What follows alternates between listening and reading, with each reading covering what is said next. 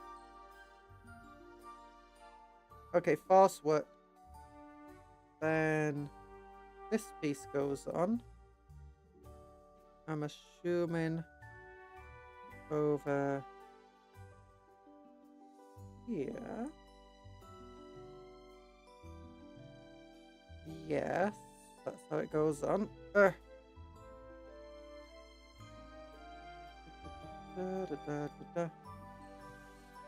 all of these pieces are on. Then we get a piece of a head that goes in your bed.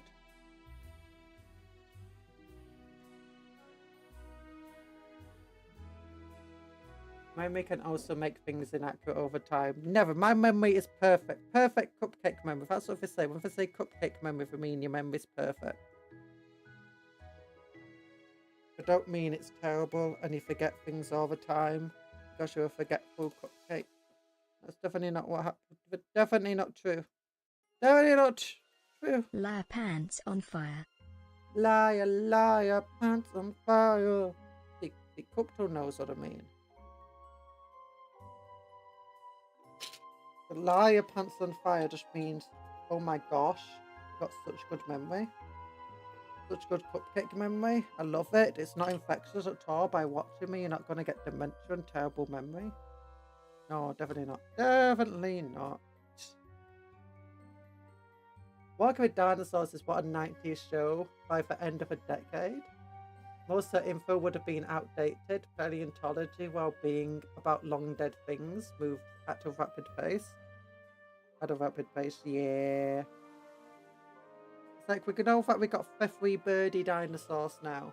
Hey there, Lamon, how you doing? We've just finished building another 10 of these cool little orcs known as crew boys. Or in this case, Biggins as spears. Now I just need to build 10 more of them. 10 down, another 10 to go. Oh, I might just take a little break. Let's do a little bit of a stretch. Since I started watching Conjuror, I forgot the name of the month. I can't remember where I left my grandmother. Oh, I know where my grandmother is. She's in... Actually, I don't know where she is. She's in some random home. Some random care home. I don't care. Oh, not a big fan of my grandmother. She was a very cruel, manipulative woman. Oh. But extremely cruel. Abusive. Yet my mother still takes care of her. It's crazy. Oh gosh. Oh gosh. I'm yawning. I'm yawning. And my mother was the main person who she abused. You having a good morning? Woo! You having a good morning? Nice. The names of months go January, February, March, April, May, juniper berries,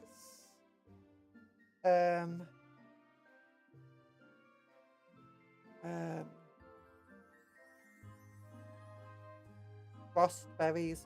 Wait, for frostberries isn't in Skyrim. Yeah, frostberries. I like get a frostberry mead. Oh yeah, I want some of that. I want some of that. Your juniper berries as well. Like your juniper berries are great because you got your juniper berry mead. That's all good. I think I'm just moving around and stretching because you know it's been a while. Being said, wow, wow, wow, wow, wow.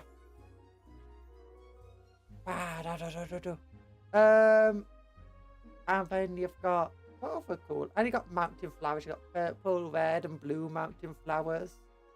And you've got the cotton plant in Skyrim too. What other ingredients do you have that you can just pick? Nightshade, death bell. I just wanted to try mead once. Sounds nice, honey-based alcohol. I mean, a lot of alcohols are just fermented sugars, really, aren't they? So all of them are very similar, I suppose. But I mean, honey, mead, rum. What's the difference, really? What other foods are there? What other things can you pick? Oh, you can also pick stuff that aren't ingredients, like your food, your carrots, your leeks, your gourds, your potatoes. Oh, there's definitely a lot more. Oh, you got that fungal swamp spore, whatever it's called. And I don't know, in this case would be... Wait, what were we doing? Oh no, we're listing for months, not listing ingredients. Pickable ingredients in Skyrim. Oh, okay, so when it comes to months, you got April, May, June, July.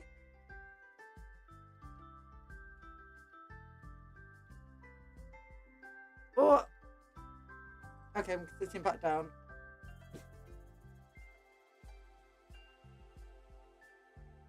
June, July, April, May. I don't know what comes after June and July. Some month. You got September at some point. You got October. December as well. And I don't know what the other months are. Joanna month. Augustine Teens month.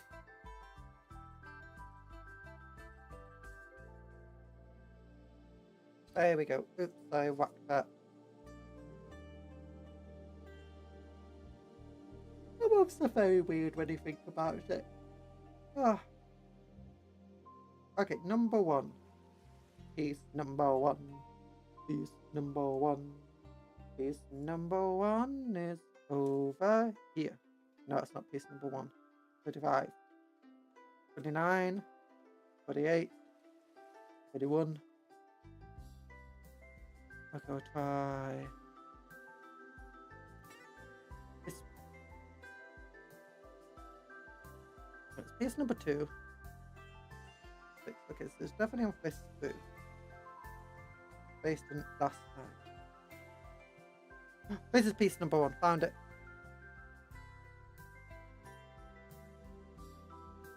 Piece number 1 was on this food. Yeah. Piece number 2 is this spear. Well, let's give him this spear. Let's give him number 3 instead of number 2 this time round.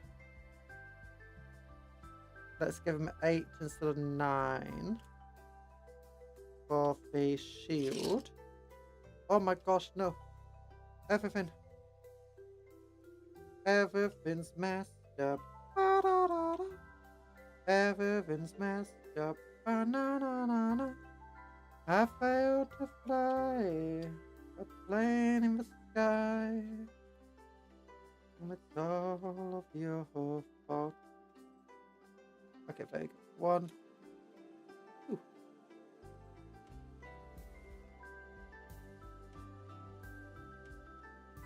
And then we want... Okay, so 4 is next. And that's the body. Front body piece. And then we got a choice of 5 or 6. Or... No, we got just piece number 5, sorry. For this piece. Then it's 6 or 7 for the head, in which we choose piece number 7 because piece number 6 looks like the boss head. And then we choose piece number 8 for the shield since we chose 9 last time. There we go. There we go. It's oops. Badunk. Oh. And now we put the pieces together. The pieces together. Okay, this piece goes like this. This piece goes like this. This piece goes like this. It's very hard to press into here. Now I'm trying to remember what mums were added to make September number 7, October number 8, and November number 9, December number 10 moved to... Okay, July for Julius, August for Augustine,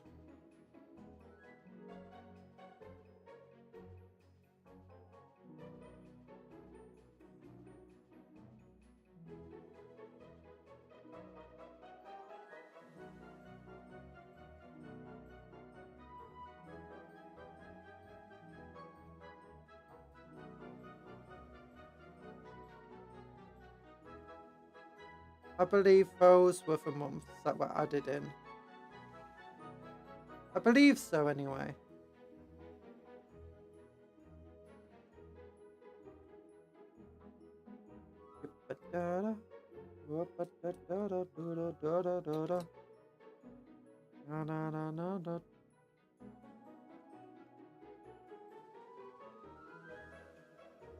February. January, February, April, May.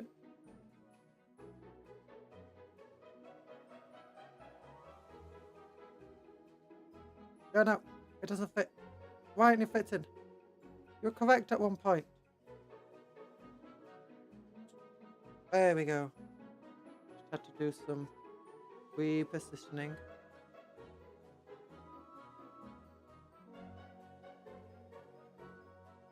And then I attach this one onto here.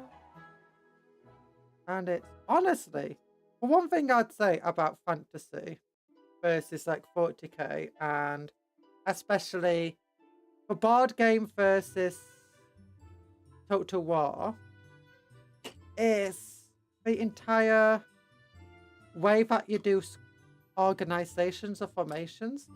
Like, it just seems so crazy that certain factions would actually organize that well into formations and stay in formations. Or if not the entire faction, then just certain members of a faction would do such a thing. It's like Orcs just do not feel organized a lot of the time to do proper formation marching and so on. I would recognize the tactics, I believe, but trying to actually perform them would be another matter. But where Total War, you have the squads kind of retaining a sort of formation, but not really a cohesive one. It's more of a moving blob, an entity. Da, da, da, da. Okay, so it's number 10 next. I have to be careful with the spruce. I can't keep it on the camera because otherwise I'm going to knock these guys down. There we go. And then I have to get number 11 again. Once you've built these guys, that's at least a large... We've at least done a large section of what we needed to build today done. Okay, so we got 11, then we need to find number 12. Okay, 12 is this guy. Oh yeah, this is one of the ones that was only 3 pieces. 13 was... Yeah.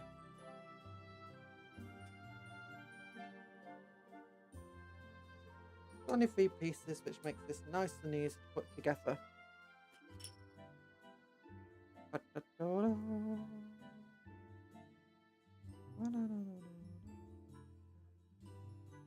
we go. Like this. Here we go.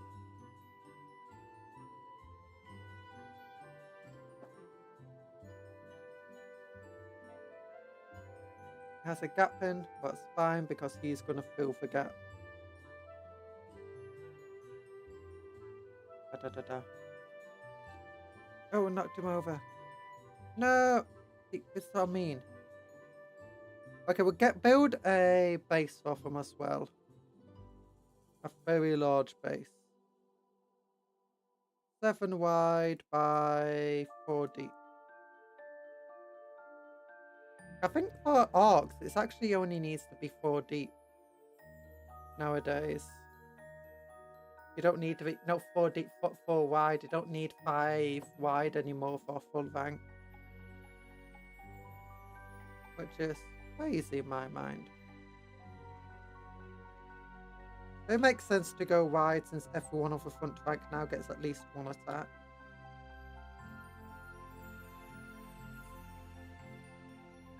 So going wide is the best. no way Greenskins would ever organise into rank and file. Nor would any peasant unit. Actually, the peasant units could. What I say rank and file, they wouldn't do it quite rank and file, but they could it's not that hard to organise peasants into square formations. I've talked about it before on the channel. I'll explain again. But it requires only minimal training to get them to do this. But one of the reasons you want them to do this is because it makes it easier to march. But it also just makes it easier to control the units and to make sure that you don't just have massive breaks in the line and stuff. Less discipline than Greenskins. Oh no, I think Greenskins could maintain some sort of discipline, but a little bit. Well, here's how it goes. So you got your square formation. Right, like this. You'd get everyone to line up like this. Not very hard. You get kids to line up like this all the time. Get a bunch of peasants to line up in disorganized rows and ranks. It's fine. You'd have your banner here. You'd have your officer here. You'd have your musician here. And then there'll be another officer right here, this corner. And what that would mean is that now, as long as the officers, the people who know what they're doing, that's basically what you'd have. You have the banner, would march along, and he'll just find where other banners are to know where he has to go. And these guys would all put their eyes towards this banner and know that as long as they stay within this banner, and they keep it to the same distance, roughly, they're in the formation. If they start stepping out of formation, these two guys here are able to watch over the rest of the formation and be like, hey, get in line, get in line, get in line. These guys here at the front also would help keep an eye on that banner and make sure everyone's keeping in the formation. So as long as these four people understand what the formation is meant to look like, that's all you need. And as long as you've got a banner to keep everyone together. Your musician would go here, so that your musician would be trying to listen out for other musical calls. And then they'd also make the same call. But for a peasant unit, the only call that they'd really know and listen to is the musician started, that means we have to charge. That's the only kind of thing that they'd really listen to. Or they'd just be given an order of when the musician sounds, do whatever you're meant to do. Throw oil over the wall or let loose a volley of arrows or whatever. And these formations could be way bigger than just 30. They could be massive. They could be 100 people. But yeah, that's how it works. Now, obviously, compare it to an elite mercenary unit, they would keep very nice ordered ranks and file. A peasant unit would be a bit messier, but it would still roughly be a square. It might be messy, but it would still be a formation. The thing that would make Orcs seem like they wouldn't keep a formation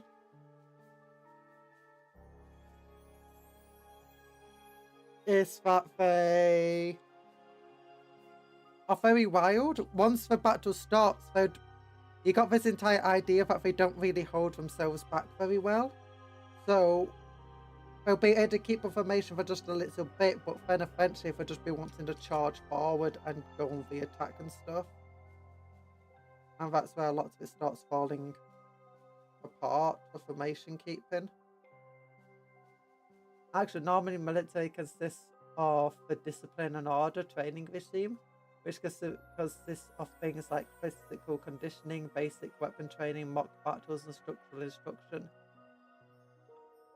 However, we can cut the structural instructions training by making the soldier hold hands. Oh, holding hands. Yeah. But it's a lot of obviously people who... Wait, I forgot if I need weapons. Yeah. When it comes to whatever it is, also a lot of peasants would actually be used to marching in some, at least very loose formation, because a lot of peasants would be part of a militia, and the militia includes doing things like patrolling the streets and patrolling roads, to prevent highwaymen and stuff. And as a result, a lot of them will have learned about basic formation marching and stuff, and how to keep a formation. Also, they did do training and stuff. A lot of the training was just about how to actually wield the weapons that they're wielding. But it's like in Britain, I know that was at least once a week training. And as a result, you could expect it. You could, although France apparently was rather infamous. France did a variety of stuff with their peasants, of just having them in massive blobs in certain wars and stuff. Like apparently for 100-Year War, they made a bunch of really big tactical blunders by just having their levies just in these massive hordes that didn't know what they're doing, and just resulted in, even when the levies weren't actually used in the battle, it resulted in just so many casualties by how disorganized they could be. But that's because apparently the French nobility really just did not care about their existence. If they needed to use them, it was just to use them as a meat shield. They did change that up pretty drastically, though, not long after a lot of these incidents. But yeah, France was pretty infamous at one point. Okay, that's piece number 15. Then we got 16 and 17. And what's 18? Okay, so we just want piece 15, 16, and 17. Oh no, it was piece 14 here. That means it must be piece 13.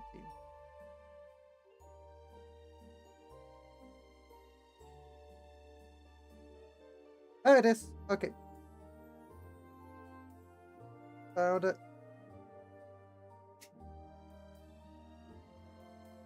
Rome trained you for 3 weeks, then sent you to fight for Prussians. Oh, how to poke the stabby stick.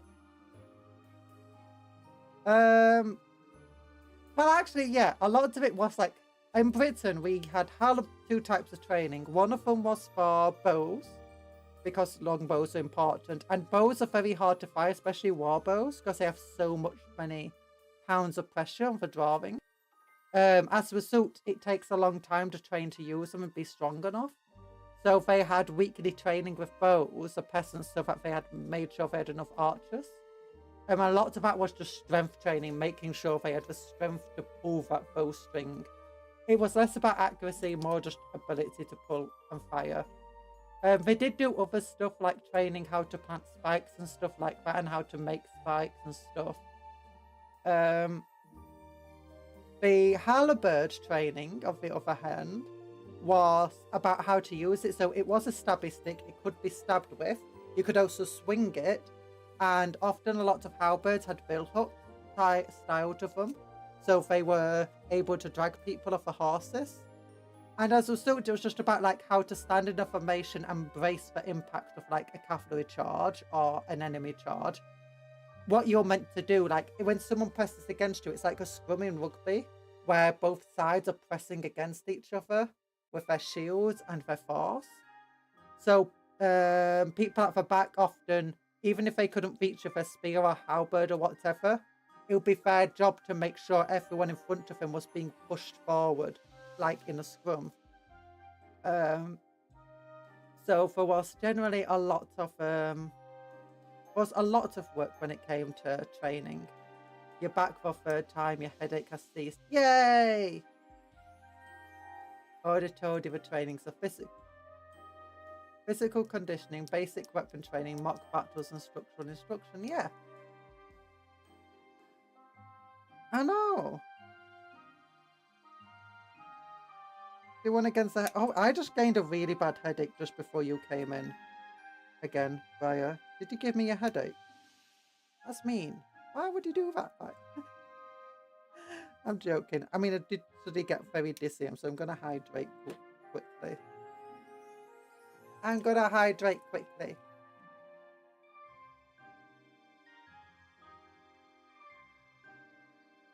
Yay, hydration! Yeah. I was just telling you what they did in Britain. So, but yeah, most of, if you were Halberd, most of it was very much structural. Talk about British longbow makes anyone dizzy. Yeah, it's actually a Welsh longbow. Yeah, they did mock battles and weapon training and stuff, but for Halberds, I believe it was definitely structural instruction was the main thing they focused on. About keeping for formation and bracing for impact. And how to keep that structure and the importance of it. While for archers, it was more about getting the strength training up, and then after that, firing in unison, so first volley, second volley, third volley, to make a vein of arrows. Although that really depends on who your instructor is.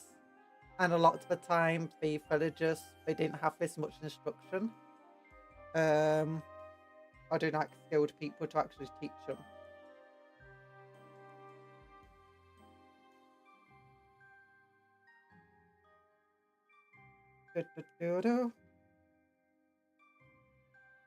Then they go to professional training, in which case, where they started having less levies and more full-time professional standing militaries. And that's where it started to go much more into the actual getting properly trained into physical conditioning, weapons training, mock battles and stuff. Well, the bow is mine, so it's a British longbow. You don't know for Welsh or British, right? For Welsh or British, for Scottish or British, for English or British. It's a British longbow, but it was also the Welsh longbow. The Welsh had the longbows, and that's where they came from. 16 and 17, there we go.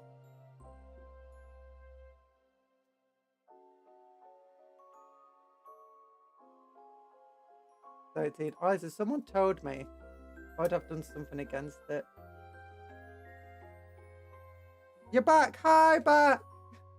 Hello, Savage Man. Yahoo! How you doing? I hope you're doing well. We were talking about medieval training. That being said, I'm not like a medieval historian. I know basic stuff of a lot of things.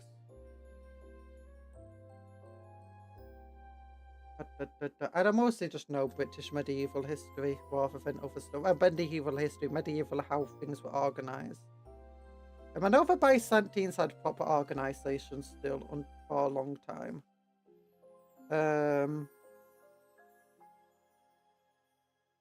Undoubtedly, a lot of my history of France will probably include some propaganda to some extent. A lot of the time I only learn about French history because I'm learning about something else and it just so happens to include French history.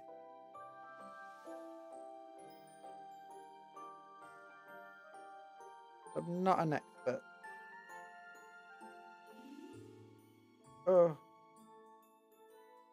I know that a lot of British historians ended up passing on quite a lot of misinformation about French France and stuff.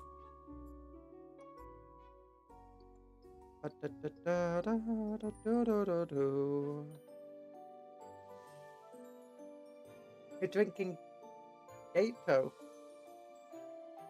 Gato! What I love about these guys is that only some of them have helmets, and there is one guy who has his eyes covered by his silky cloth. You mean this guy? Oh, darn it. Yeah, this guy's got his eyes covered by the silky cloth. Yeah, and barely any of them have any clothes on.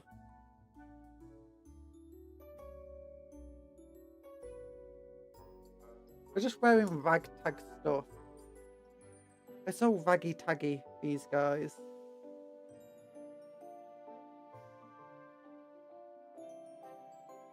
Barely any of them have helmet. I mean, they do at least have metal shields. And they do have metal spears, which is more than you can say about the other orcs that I have. With wooden shields and perhaps just flint spears. They're showing off their respect. Their peck. Respect the hustle. They're showing off their respect. Peck for hustle. Whining so bad. I wonder what longbow is in Welsh. How many fowls does it joined the mix. Thank you for joining the mix. Yay! How many vowels does the word for longbow not have in Welsh? Well, it's only got one vowel twice in English.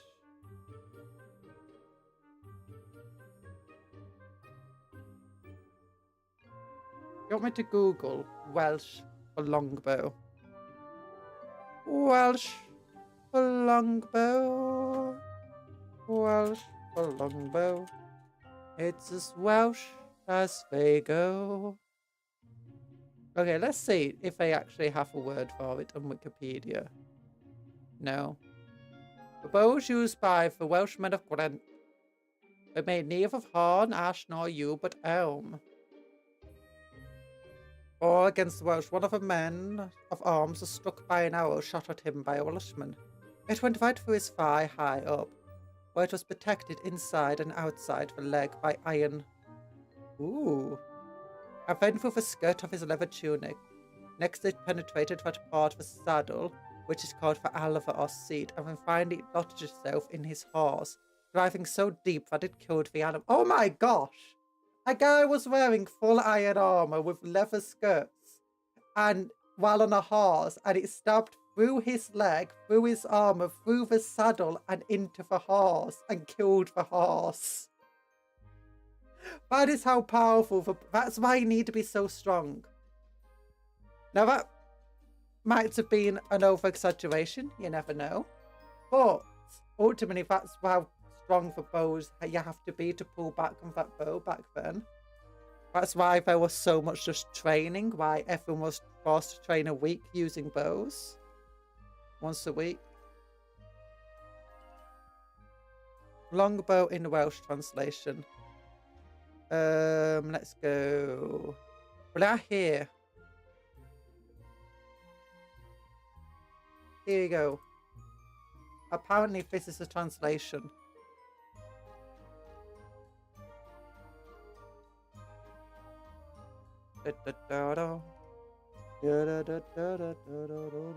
Cupcake, yay! Cupcake made. Oh my gosh! I cast Pile of Shame. Pile of Shame, thank you for being a member for 4 months, Sandwich Man. I am much appreciated. Oh my gosh, you have 4 months of experience going to the Cupcake Mage College. Do not cast pile of shame on me, though. I am breaking the pile of not shame. Cupcake, yay! No! Cupcake Mage. You ever got you could do this? Congratulations I on forgot 6 that months. I could do this. Yeah. Congratulations on 6 months. Okay, who's next? This piece is 18. That piece is 23. That piece is 20. That piece is 19. Okay, so it goes 18, 19, 20, 21, and 22. 22. Okay, so here we go. 18, 19, 17, 16, 15, 14. Okay, 18.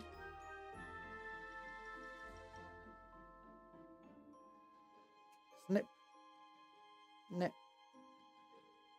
I'm going to break off these bits. Careful. Oh, his toes got smashed. It's fine. It's fine. These guys do not have good toes. It's fine. They don't need good toes. 20. But I much appreciate for our members and being members for so long. I hope you enjoy your little cupcake magic. Don't use your cupcake magics against me. I dropped the piece I was looking for. Hey, come over here.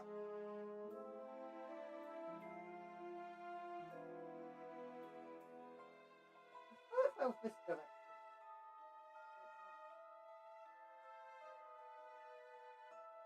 Is that it? No, that's just a shadow. I had a shadow of a doubt.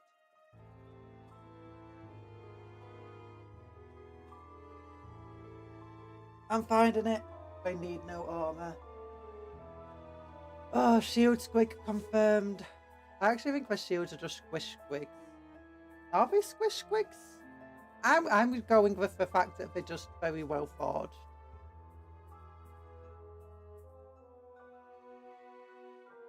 They have an effect that they are hard to hit because they keep hissing at you, making weird noises. Oh my gosh. Well, my guys don't have that, so I'm just going with the fact that they're really well forged metal. Long if you include the months there wasn't any membership yet, and the months I haven't had a membership. But yeah, but I mean, if it's months of having a membership.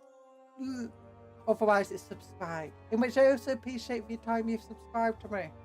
All models look like rats from here. They're not rats. They're not rats. They need no armor.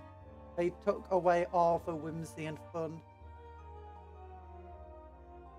They already have helmets on.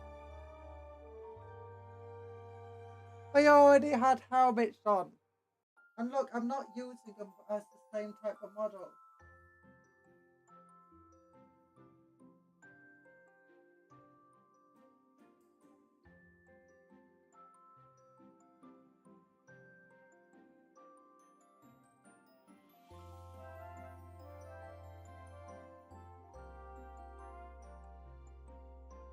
Found it. I was under the desk. There.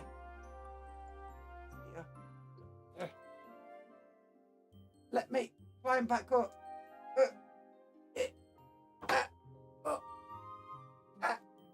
Yeah. Whew. There you go. I'm back. She fell asleep on. I didn't fall asleep. I was looking under the desk for the piece. I did not take away the whimsy. I never even knew that was her effect in Age of Sigmar. All I'm doing is using them as big guns as spears. Mine are ex-militia. Mine are ex-militia stuff. So I need to give them a reason to feel like big guns as spears. So that's like where the extra cool shields and stuff come from. My entire idea was that they've been mercenaries for ages before they finally, you know, came around here. Like these guys are the guys who were giant. Okay, I can't even remember what pieces were on. I think it was 20. So it's 21 next.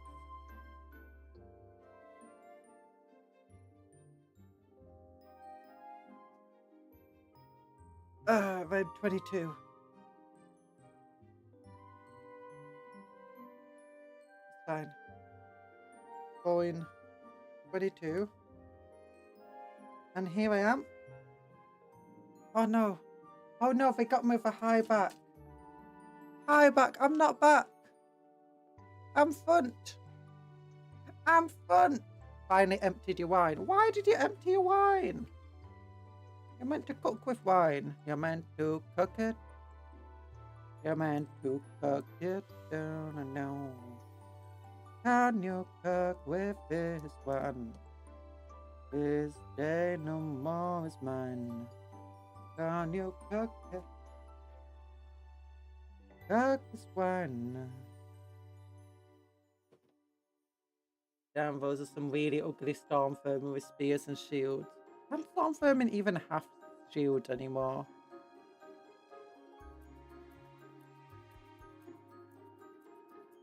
Bam, ba bam, bam. Bottom.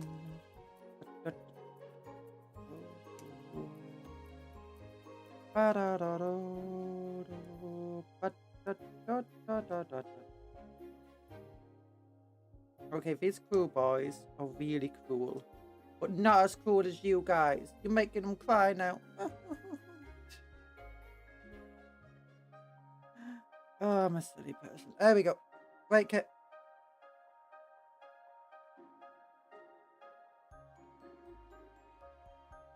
Okay, we've got 28 of these guys.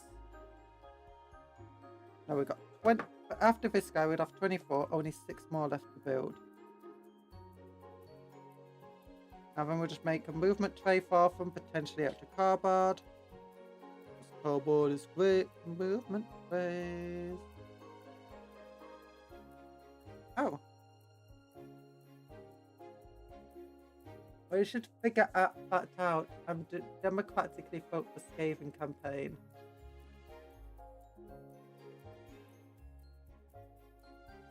Democratically voting for Skaven? What do you mean Skaven campaign? Got to be clean, make some monsters. No, I want to be a plague bearer. Okay. You know what I'm going to do? I might do a massive poll on Discord. I want to see the Dwarven Crisis before we finish a cafe campaign. Once we've seen that and potentially defeated it, we'll look at, I'll do a big vote on YouTube, not YouTube, on Discord about what races we should include in a YouTube poll about what campaign we should do next. And I'll put a bunch of different races that I've not really played on the channel before. And then from there, we can, you know, be all democratic. Is that nice? Wait, why was the new Dwight Winton Skaven campaign anyway? Did I misunderstand you guys? I'm very good at misunderstandings.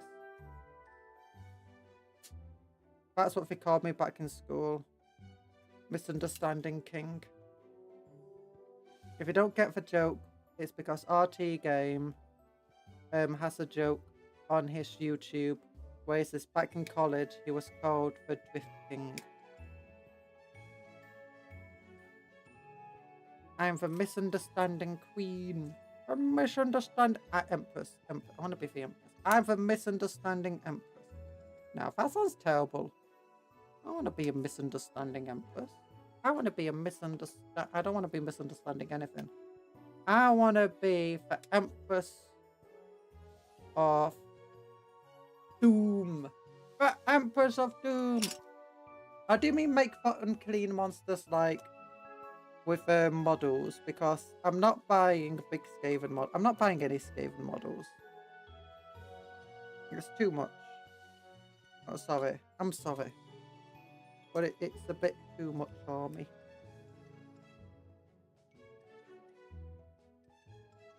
I don't have the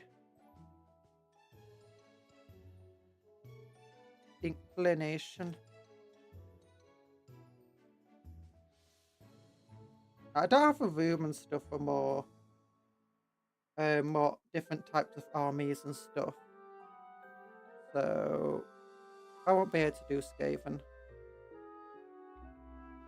There we go. There you go. Let's just finish. Attach! Attach! We are all out of Empress of Doom. Best I can for you is Conjurer of Muffins. What about Cupcake Conjuror? Is that fine? Is that name taken yet? Or can I keep that one?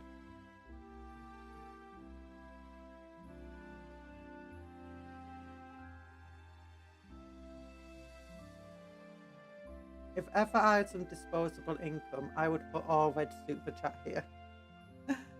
Well, thank you. You don't have to worry about things like that, though. You don't have to worry about things like that. No, we already ran out of Cupcake. No! I am doomed. Doomed to wander this place for eternity. Doomed. With no name and no power or will of my own. For you have taken my name away. Like a demon scorned. A creature that can't stand to hear its own name. I am the opposite. But without my name, I am powerless. What am I on about? I don't know. As I said before, I just talk and talk. I'm weird. When I'm making these models, we just talk. I don't like how bright it is. I'm gonna turn this little light off. It's too bright. There we go.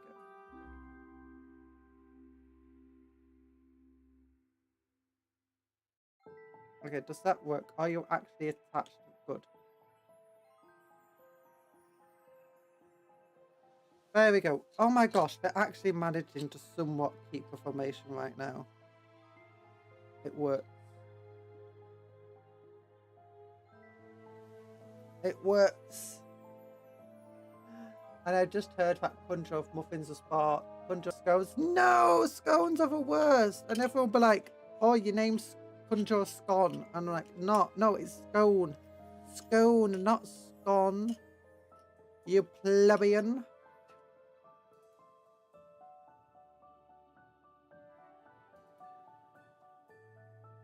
Like people who call the place of bath, bath. A bath is what you wash yourself in. A bath is a place you go to. It's a place of public bath.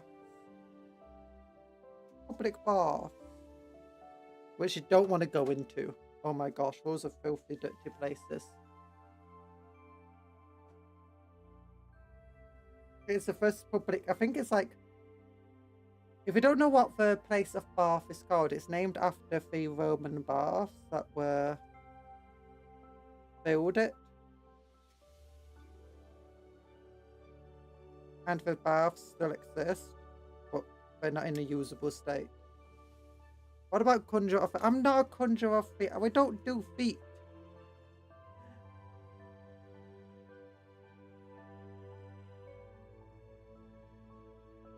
None of us cupcakes up there have feet. 28. 28. 28. 28. Okay, we got to 30. We got 28. 29. 30.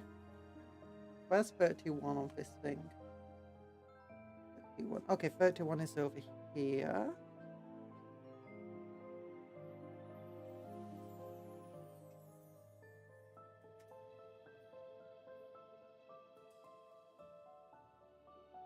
Then it's 32, which is this piece. Then it's 33, which is the head.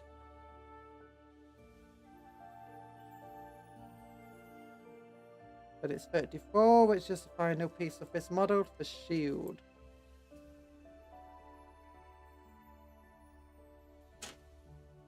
Whew.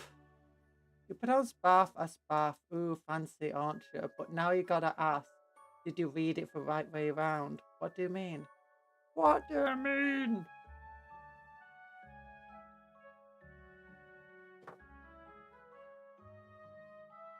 Yum. Yum. Okay, so we got a piece that goes here. It's a piece that's really flexible and it's bent out of shape. Okay, so it doesn't go there. It goes here. I'm a silly Billy. A super silly Billy for putting this in the wrong place.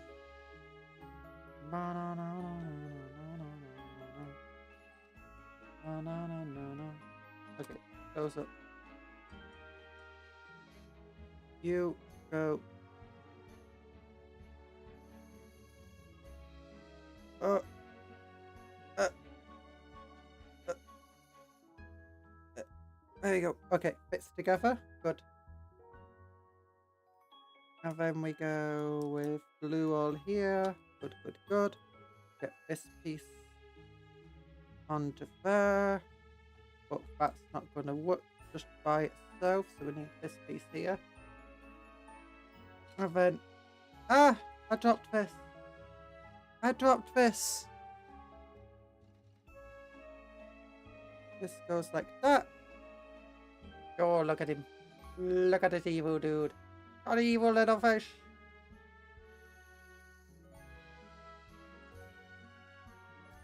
But these aren't squash squigs, are they?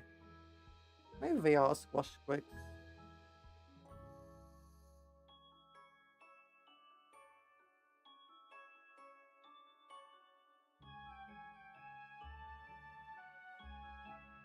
Honestly, not sure if I want them to be squash squigs.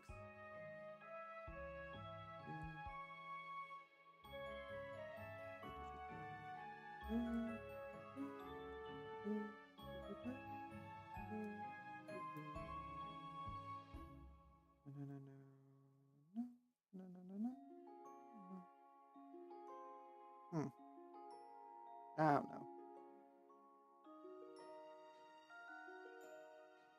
Maybe this way.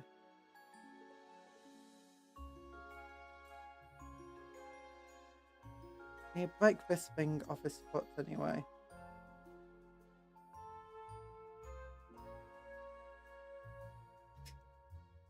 There you go. And then the squash squigs. Not squash squid, squash squigs.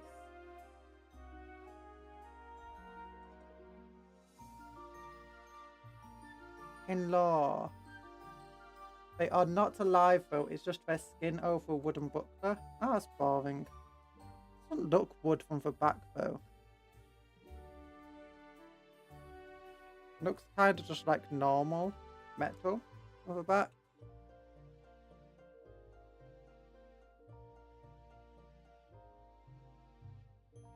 You're boring, so me. Squash squigs, nah. Squish squigs. Squish squigs. Squidged squigs, yeah, you're boring, so mean. It doesn't look like wood from the back. Oh look. Looks all metally from the back. It looks like we just put some leather on the back.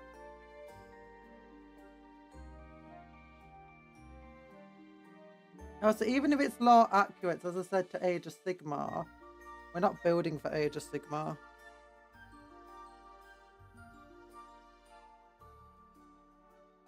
Building for Old World. So we have to go by Old World lore. And unfortunately, I mean, we could actually have them. They just wouldn't actually do have the hissing ability or anything in Old World. Because they're just big uns. But I like the idea that mine are just not like that.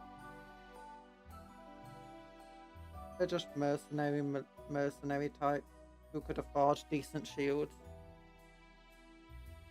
You're an Old World. I am an Old World. For cupcakes, I am their whole world. And as for cupcake ages, I am very old.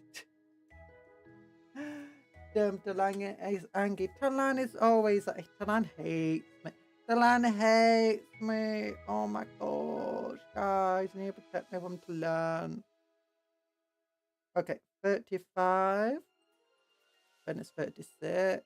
Then it's 30. Where's 37? Where are you? 37. And where's 38?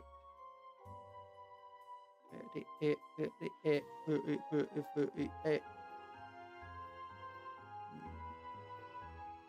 That's 38. Okay. There's just these 3 pieces. Nice. See, she's throwing garlic. He's throwing garlic and onions at me. He's throwing garlic and onions at me. That could kill me. suggests to like, wish her that she stubs her toe the moment she wakes up and gets out of bed, and accidentally steps on a Lego piece and tripped out. That's just my usual morning. What's special about that? I also don't get this entire Lego pieces hurting when you step on them. Like, hurts your fine money pocket as you have to buy more Lego because you got crunched. And like, oh no, I broke my Lego.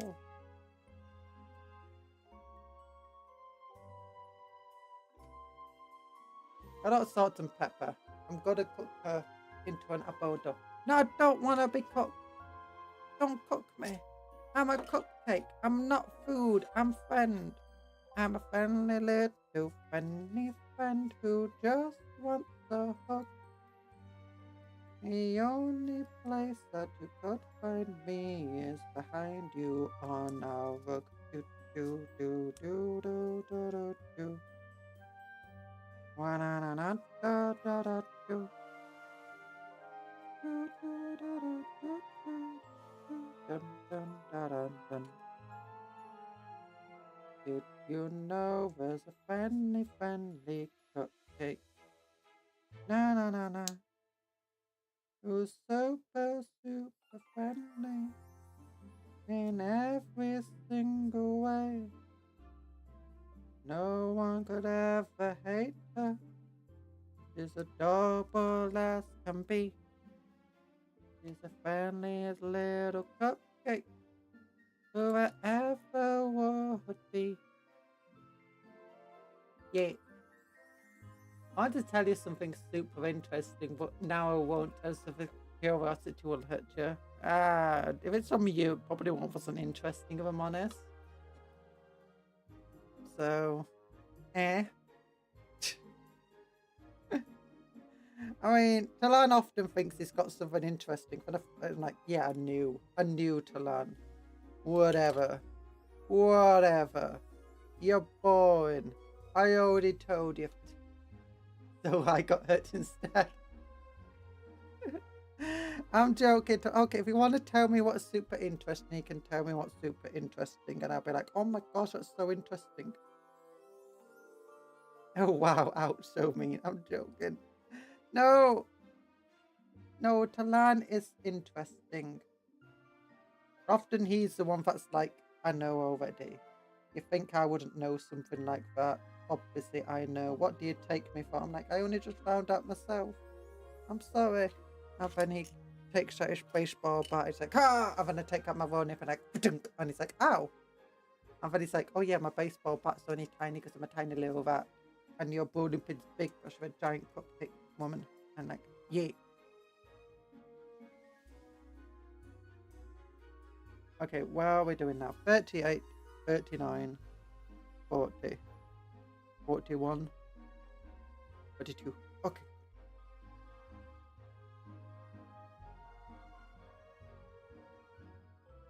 Stump.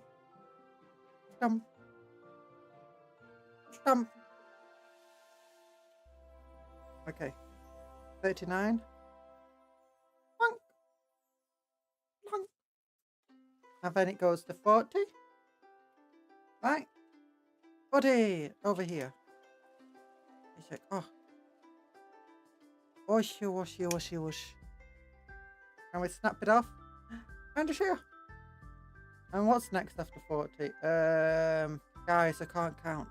I'm a VTuber. I forgot to count. It's 41. It's fine. Fine. Okay, we snip. We snap. And then I have to snip over here. And then it's 42, which is a shield. And that should be the last piece. Let's just make sure. 43 is that piece. Okay, yeah. So that's a different art. So that means last piece of this model. We've already got 2 more models after this one. And we've got a 31 art. I can run Cupcon in 4 words. Cupcake speed it. No! Lies! Terrible. There's no such thing as speed eating contest for cupcakes. They wouldn't do such things. Cupcakes are friends, not food. Friends, not food. You wouldn't eat your friends.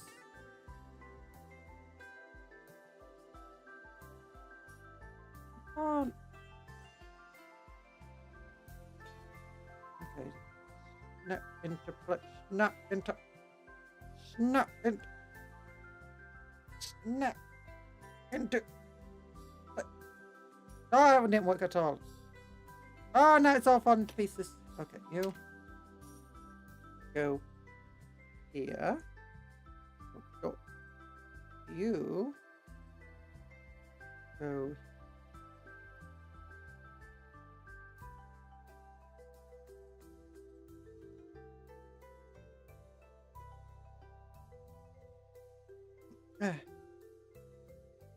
Oh, yeah, it worked. No, it depends how well they were cooked. No, don't eat your friends. Don't eat them. Bad. Illegal. It's against like 10 laws in Mississippi alone. And Mississippi is a place where you can get away with anything. I actually have no idea. I'm just making stuff up.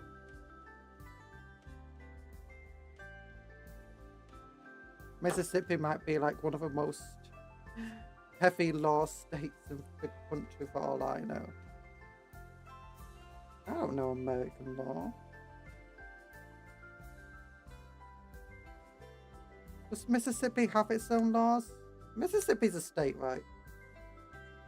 It's a state, right? That means it has its own laws and constitutional stuff, right?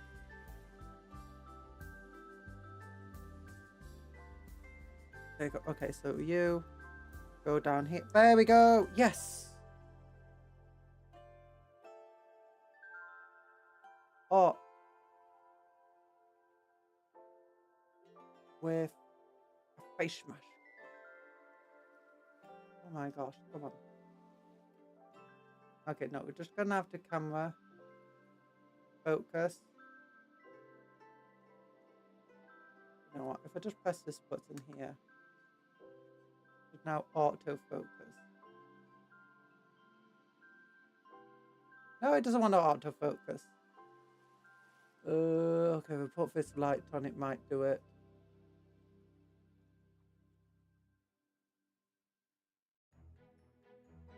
There you go, look, it's got like a little eye patch. A little eye patch. Oh, yeah. I got focus, that's nice.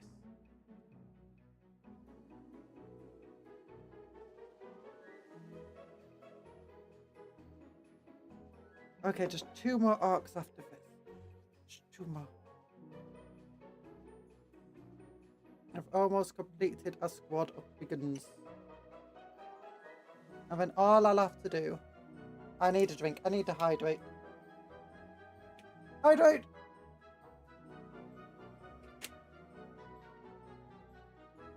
Then all we'll have to do is get some cardboard, make a new movement tray, and attach them in. Okay, so what's next? What?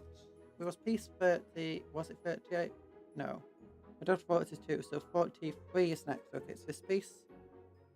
We'll need piece number 44, 45, 46, and... Oh my gosh, it's very... There's a lot of pieces here. 43.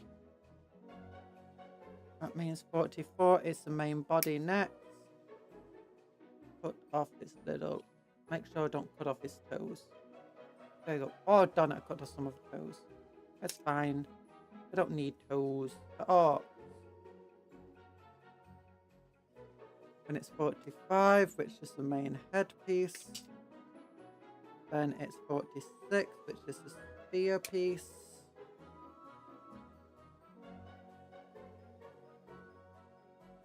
And then 47 should be the shield, and 48 should be the next arc. Yep.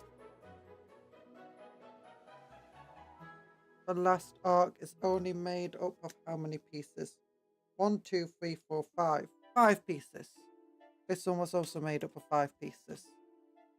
Excluding the base, which makes 6.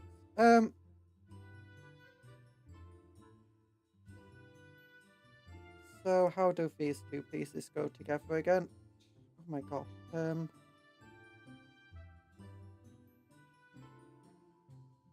There we go. That's how.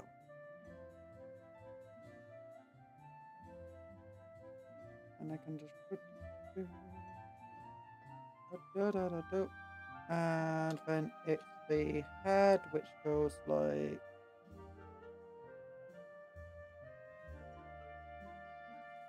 get those back muscles working. Push them together. Oh, there we go. I get the front together, the back separates. Get the back together, front separates. Okay, it's back together. Nice. It's back and front together. Okay, there we go. Then it's a spear arm. And then it's a shield. Which is nice. Oh my gosh, I'm tired today. Oh, hopefully this just means I'm gonna sleep well tonight, you know?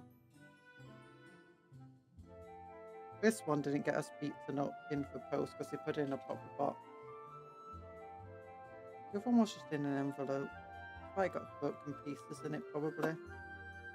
Or maybe so they can blame it on transit.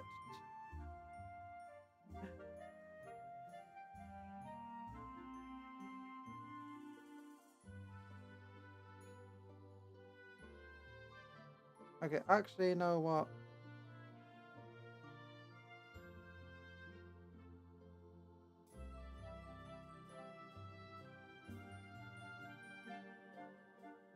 Let's get some more glue just under it. Put these. The amount of repositioning I'm doing, and then drop him in. No! There's a point of gluing in you like that. Just gotta fall over as soon as I put you down. There you go. There you go. Need a movement tray now. Oh, actually, no, just need this. Oh, I keep knocking you over. I'm sorry. It's because you got your spear pointed up. Okay, so the last piece is over here 48, 49 to 50 to 60 to 70.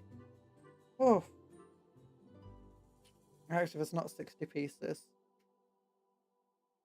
48, 49 is next. Then it's piece 50, which is... What's piece 50? 50 is just a piece of cloth and armor plating, shoulder pad. 51 is the spear. Your back's still around. Yes, I am still around. We're making Orcs now. Welcome back, Mercury. How are you doing? Listen to more good music. I enjoyed your music that you're listening to. We are almost finished. But as the last arc of the 30, you just dealt with a person who talks nonsense. Well, I talk a lot of nonsense too. But it's annoying when you have to deal with someone who talks nonsense in real life and not fun nonsense. There we go. Stick them together.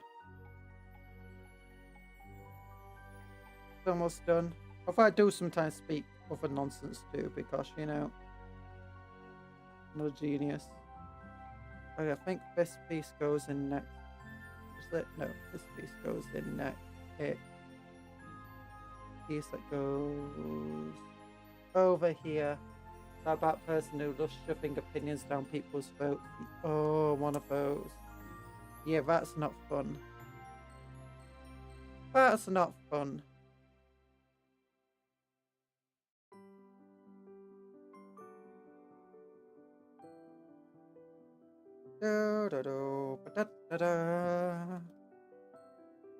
And this is the last piece. Oh my gosh. Once he got him on a base, it's finished. We've finally finished the 30 Orcs.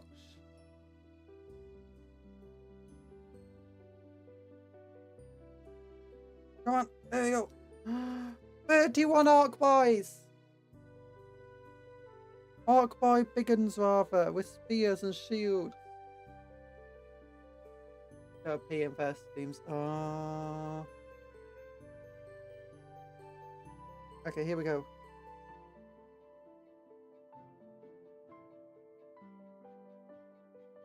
No, that didn't work.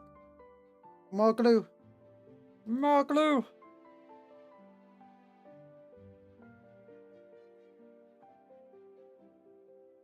Get on the base and stay stuck there. Then we did it! A big formation of 31 orcs. Okay, now what I need to do. Do I have? I don't have. I'm looking for a cardboard piece. Oh, I do have cola. I have a big box of cola cans. I can use this.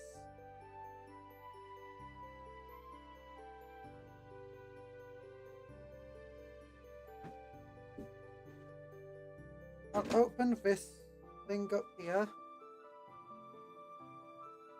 I hope you enjoy my stream, Mercury, and us building the rest of these arts. Alright, I just came back from listening to Let's Groove and Rock You Like a Hurricane. Rock You Like a I love that song. I can barely remember anything in it, but I love that song. You know, Cupcake Memory is a curse at times.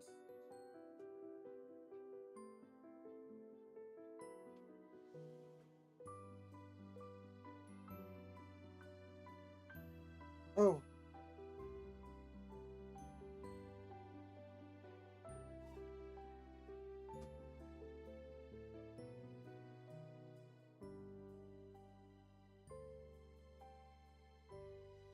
There you go. Okay, so I'm opening a box. I would show it on the stream, but I don't want to knock over all the models. I just took a little bit of concentration.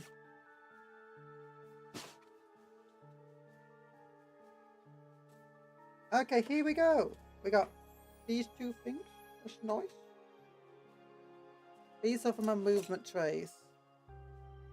Okay. Now, I was hoping with the new movement trays that they would redo them. Because now the smallest... Before, the smallest tray you could have base was 20 millimeters. Or was it 15? Or something. Let me check actually. How big is this? Yeah, the smallest base was 20 millimeters. Now it's 25. So I was hoping that they'd readjust this to 25 squares, not 20 millimeter squares, but you know, they didn't. Okay, so let's try to figure out how wide would this have to be. Ooh, that's wider than this.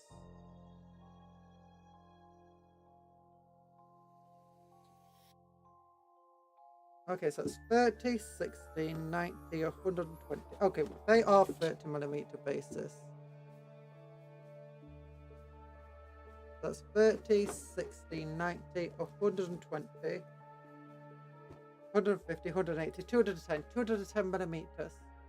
Cupcake memories, perfect memories. Your words, not mine. I did you forgot. Definitely perfect memory. Do I have scissors in here? Because I'm not cutting this with a knife. Give me a moment. I'm going to get scissors. I'll BRB. I'll BRB.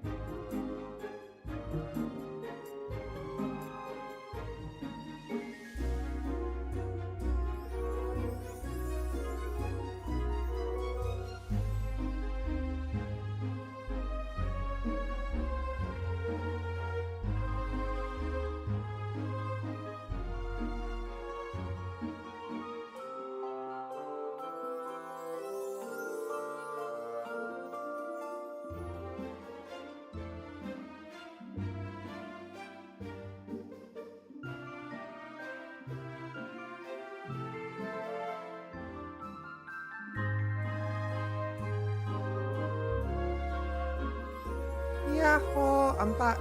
I'm back. Where am I? Where am I? Handcam. Handcam. There we go. Okay, I did get sisters almost immediately, but my cat, and I found out my cat was locked upstairs. Because my mother had obviously gone out and locked the doors behind her. Closed her door so the cats wouldn't be able to go into bedrooms and stuff. But didn't realise that she was not actually where she was meant to be.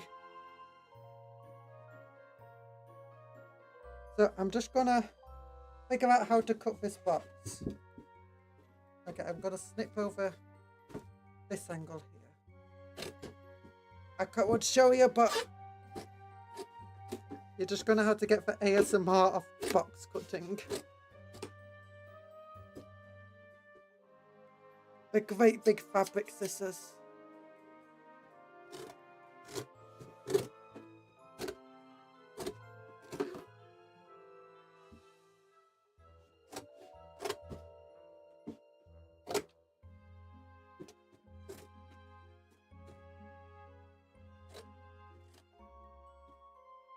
Come on, break. Work. I'm doing it. There we go. Now let me throw that away, and here we go. Coca-Cola.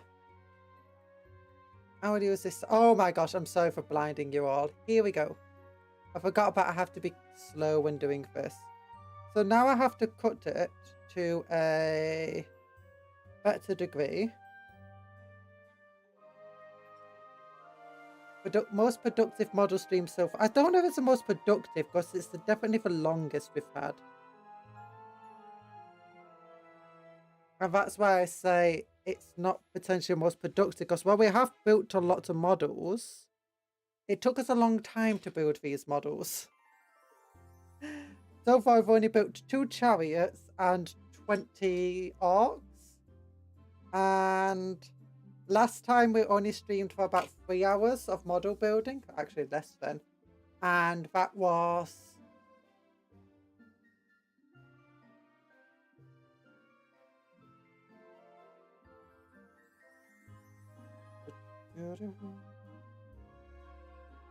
and that one we built 20 models in it, compared to the 22 today, in about over 6 hours.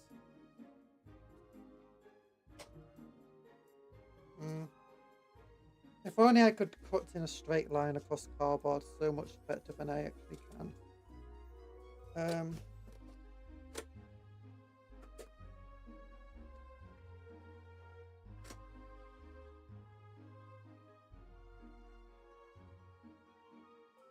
Okay, look. I'll cut away this front area.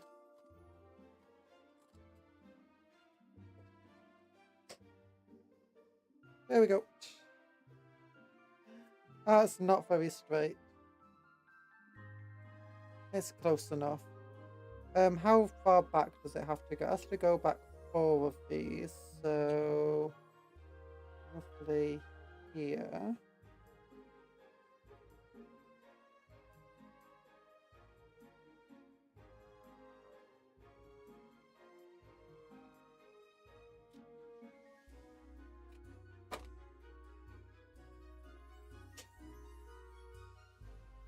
Okay, that's much straighter.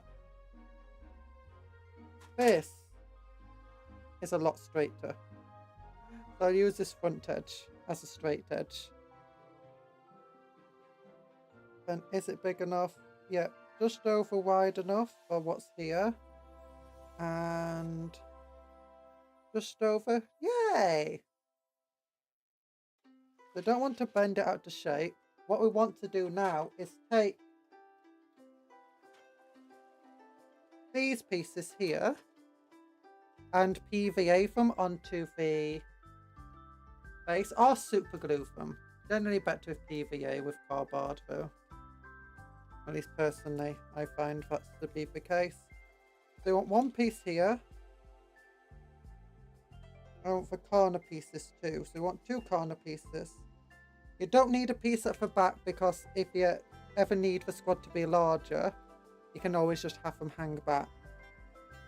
So not having a piece here is useful. Also, when you need to get them all off the base, you can just jump and just slide them off.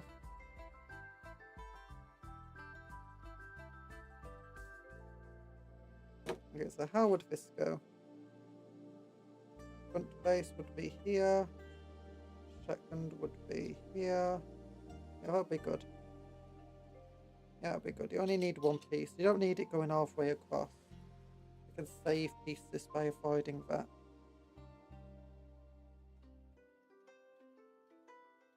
I'll have another piece on the other side, doing the same thing.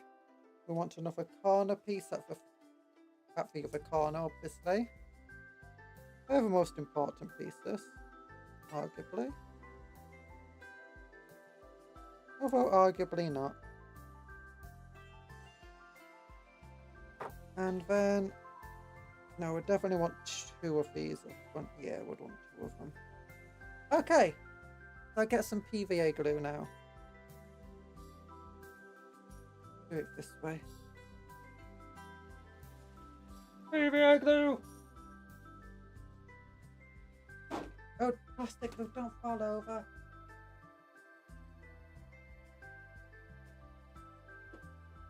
I got PVA glue in my heart.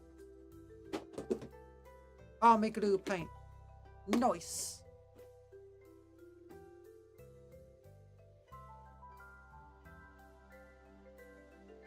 What do we do? Okay, let's just shake up PVA a little.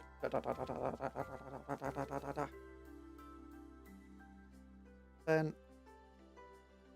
we just want to be careful of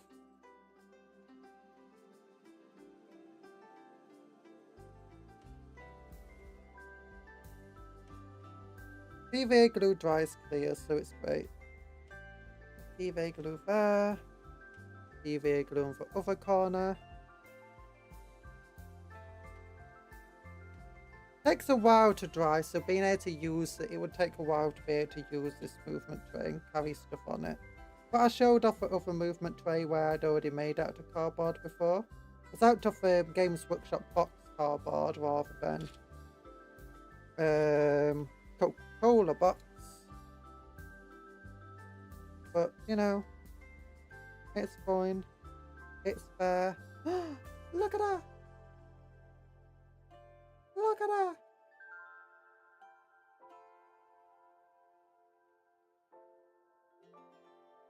And we just go plunk, plunk, plunk, plunk, plunk, plunk. Plunk, plunk. Not quite perfect, but a decent length. He also showed why I shouldn't PVA to dry and the screen comes full circle.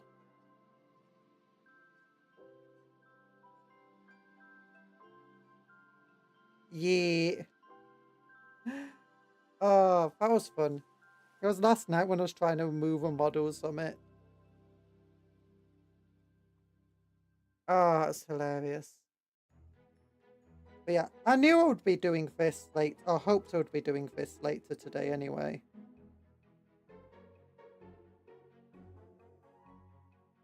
There you go. And then I just need 2 more pieces of a side. Well, hopefully only 2. Might be best with more. How much do they use of the other one? Only 2. Okay, yeah, for the other one I only use 2 for, so it should be fine.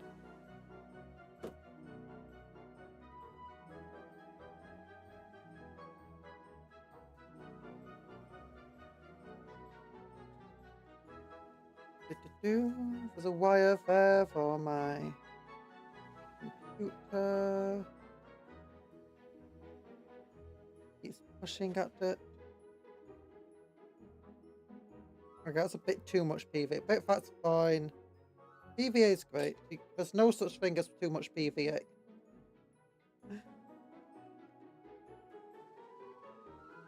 No. The PVA I'm using is for Army Painter 1 for basing.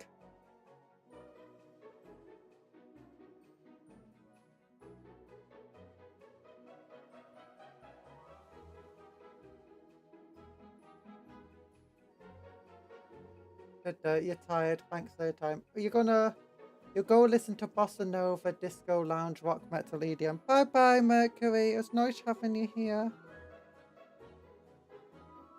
Hope your music. Enjoy your music. Oh, there we go. We got a base. We got a movement tray. Every time I show it, it makes us feel like I'm in the 60s. Why does it make it suddenly feel like a 60s TV? CRT. I feel like Scanline should be showing up. Oh, well.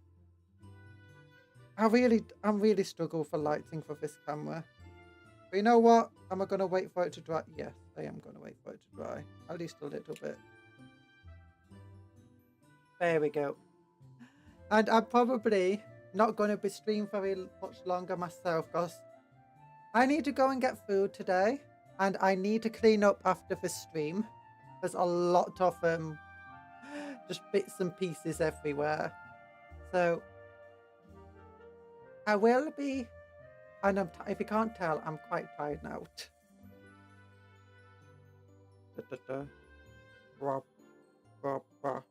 Yeah. No, move this aerial a little to the left. No, to the other left. Move the aerial. Oh, the TV aerial. Oh my gosh.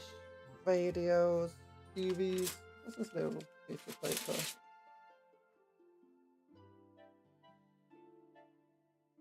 Modular movement trays. Oh, I have precision clippers like that one. I don't have a saw. I do have a craft knife. Not like that one though. I do have glue. Not that glue though. I do have one of them. But not that type. Just a cheap one that comes with a starter set.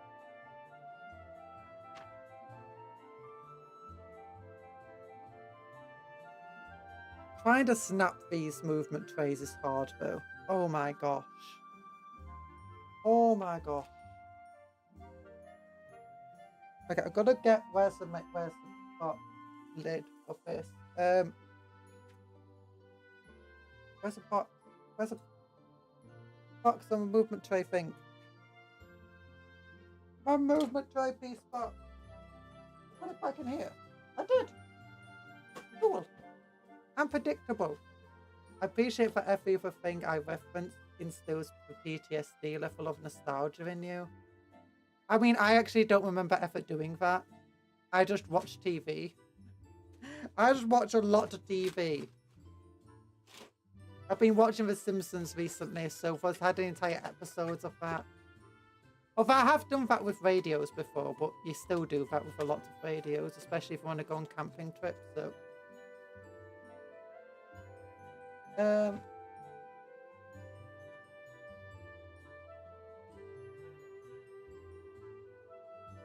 I also watched a lot of Carry On films before I grew up, and then I found out, ew, oh my gosh, Carry On's one of those things I absolutely loved as a kid, but as I grew up, I kind of found it disgusting.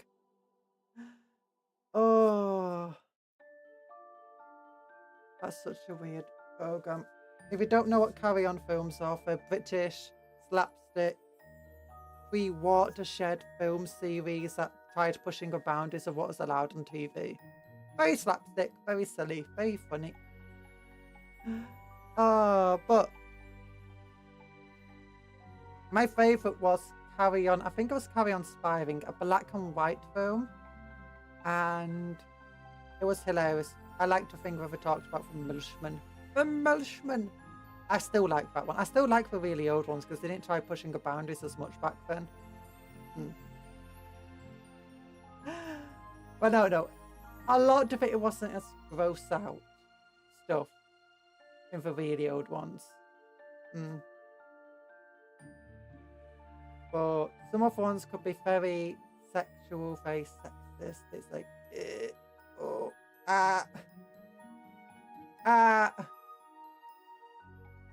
which I guess was just the humour at the time, but still, I mean, it's still say the humour at the time. There's still a lot of shows that have that same sort of humour.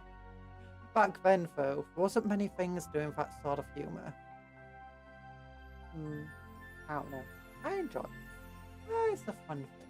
But yeah, I watch a lot of old stuff. Only Fools and Horses, Vicar of Dibley, that half, you know, that sorts of things in from aerials and VHS tapes and all that cool stuff. But VHS tapes being a new thing, oh my gosh, watching a TV show talk about VHS tapes like the brand new technology. Oh my gosh, that's so crazy. Oh, it makes you feel old even if it's long after you came out. Oh, but anyway, thank you for joining the stream today.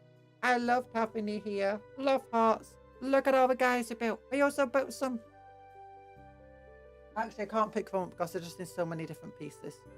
We built for chariots. Okay, I'll put one up.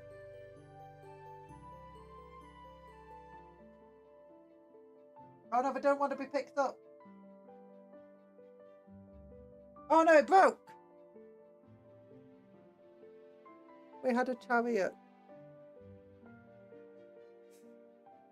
A piece of it broke off though. This little piece. It's only a tiny piece. I can glue it back on. I told you, this piece. It looks like, it felt like it was going to fall off. It looked like it was going to fall off. What did it do as soon as I reached for it? It fell off. Oh. Oh, it's these old models. Old models were not as well designed as today's models, at least in terms of how you build them and how they stay together. We definitely thought about the modular ability of them and like how you can mix and match pieces.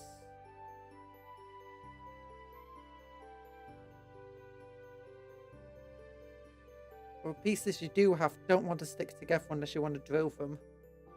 For a moment I thought you meant a boy fell out and I was about to say, no, you didn't get over those yet. I know I didn't get over it. It's fine. As soon as I put one away from in the pot.